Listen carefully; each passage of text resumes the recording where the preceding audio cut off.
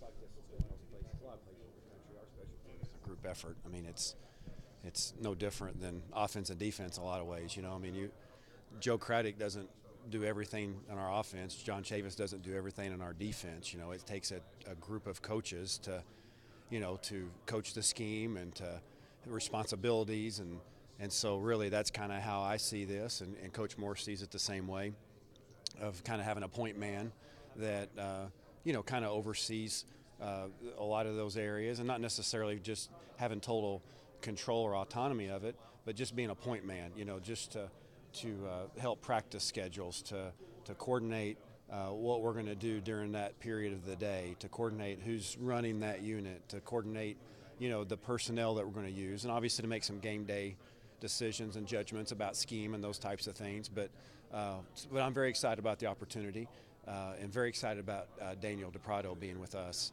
and just the knowledge that he brings, and his experience that he's had in his background with special teams. And so I think him and I are going to work very well together, and so I'm looking forward to the opportunity.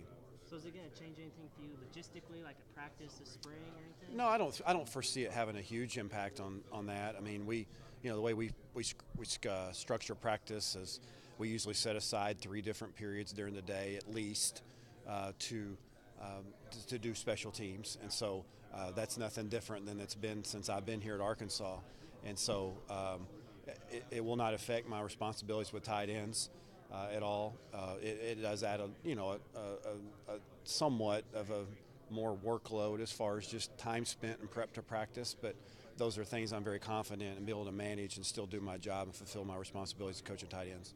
I know in the past you kind of mentioned it that everyone had like a hand in like one particular special teams section. I mean, is it still going to be kind of like that? You just have a small hand on Yeah, that's right. That's right. Yeah, I mean, I've got a lot of experience over the last several years of running special teams unit independently, and then been coaching on the other ones. Most all of them at any given time, I've spent some time on each of those units, and so it's important for us to convey how important special teams is across our organization by having a lot of coaches involved. And so if you have the same coach that's the voice of all those units over and over again, at some point that gets repetitive for them and for the coach. And so we try to keep that broken up. We'll continue to do that as far as being the lead, the lead voice of who may runs that meeting.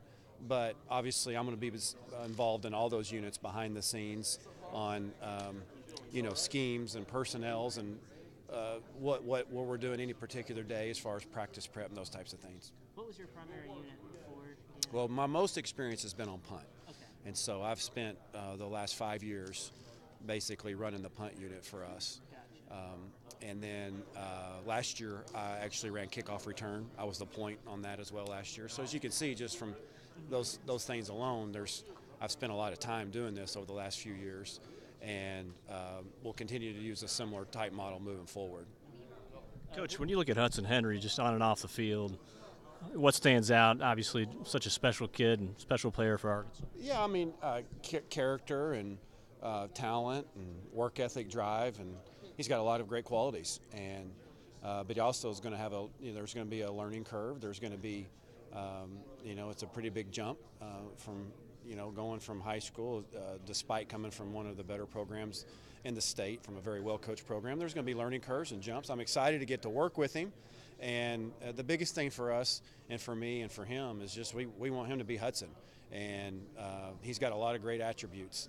And I think he's an excellent football player, and he certainly will be given a lot of opportunities early to come in and see if he can help contribute.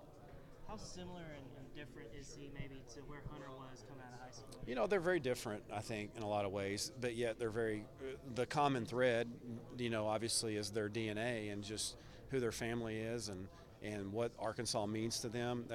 And listen, let me tell you, those are great qualities, and it comes from a fantastic family. You know what you're getting. That's one thing about I learned that through coaching Hunter and being around Hayden now for a couple of years is what you see is what you get. There's not a lot of else behind that. There's no hidden agenda. They just want to get good. They want to help Razorbacks win. And so the common thread is that, and then from there, I mean, they kind of they're just different type players. I think Hudson is maybe a tad bit quicker or agile at this point in time. Obviously, Hunter was a little larger. Those kind of offset each other. So I don't know. Beyond that, I don't really know a lot of the comparisons. I'll be able to answer that a little bit better this time next year. Look at a combination with Cheyenne O'Grady and Grayson Gunter bringing in Hudson. What kind of makes that eye-popping? Well, I think we've got some experience there. That's important as far as with Grayson and CJ. They've both played in SEC games and both have contributed and caught footballs in SEC games. And we're looking forward to seeing what Chase Harrell can do. Chase is going to transition a little bit with me and kind of do a little bit of hybrid work with me this spring. We're looking forward to that. Hayden Johnson came on late last year and helped. So it's not just those two, but as far as ball catching, having two guys that have caught balls and run routes in our league and have made plays in games, boy, that's priceless. And so we're looking forward to building upon that. So is Chase going to have to bulk up a little bit? Yeah, he was already pretty big. I mean, it's not going to be a dramatic change. And but yeah, I mean, obviously, I think he's tried to be intentional about adding a little bit of weight and being with us. But it hadn't been a significant deal for him. One more special teams question. When did that all come about? Like, did Chad approach you, or how did that happen? I mean, it was just kind of we just had a kind of couple casual conversations because he's known, and I've kind of been, his point man, I guess, for special teams since probably he's been here to a degree, and obviously we lost Tanner Burns in the offseason, who I thought did a fantastic job in the role that he was asked to be in.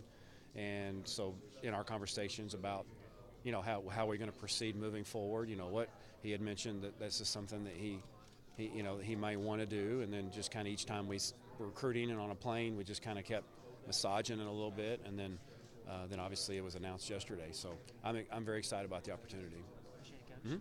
There's just one question about spring ball because you look at the power spread offense and with the personnel you got in, and maybe some of the guys you're getting in early and what you see down the road for fall practice, kind of how that may mesh in terms of what you can do creatively, just creative-wise. You're talking about the new blood coming in. Yeah, I mean, I'm anxious to see a lot of myself. In recruiting, unless they're your position or your area, a lot of times you don't get to spend a lot of time getting to know these players and getting to know what they're about.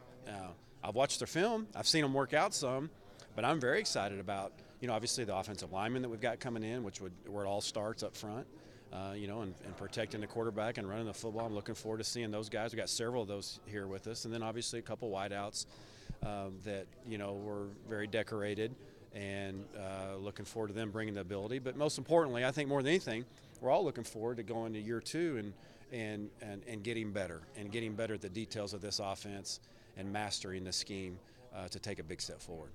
Coach talked a lot about gun.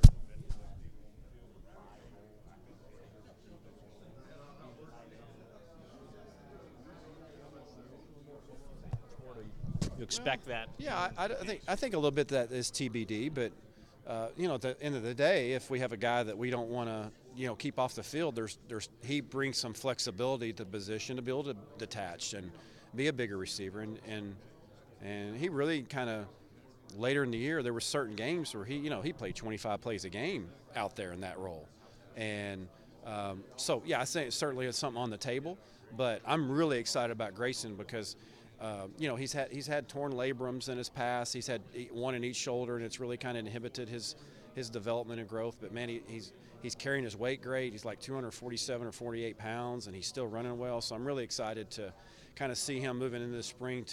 He's kind of grown and developed into the guy that we all thought that he could be when we recruited him. Is O'Grady that much better of a blocker now? Looking at this past season. Well, no. I mean, he would be the first to tell you that's something that we got to continue to develop.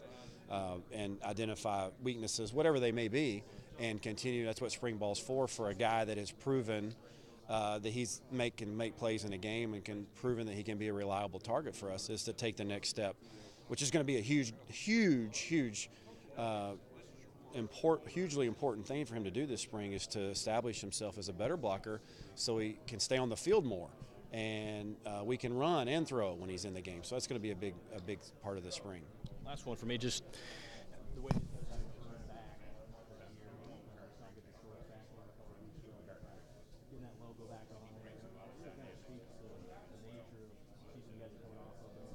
how do you think think everybody's embraced that, and kind of what were the discussions amongst all coaches about doing that? Well, I think that the first discussion was I going to get the right size sweatshirt, plain gray sweatshirt, and what kind of font who was writing my name on the back. And I was pleased with both of those. I think I got a good fit in my gray sweatshirt, and my name was spelled good and clean, so I liked that. I thought our players didn't even flinch. I think they understood. I think they understood and appreciated where Coach was coming from, and have just kind of put their heads down and gone to work and started to win back some of that, and certainly will give them a great perspective and appreciation for wearing that Razorback. Thanks, Coach. Good seeing you.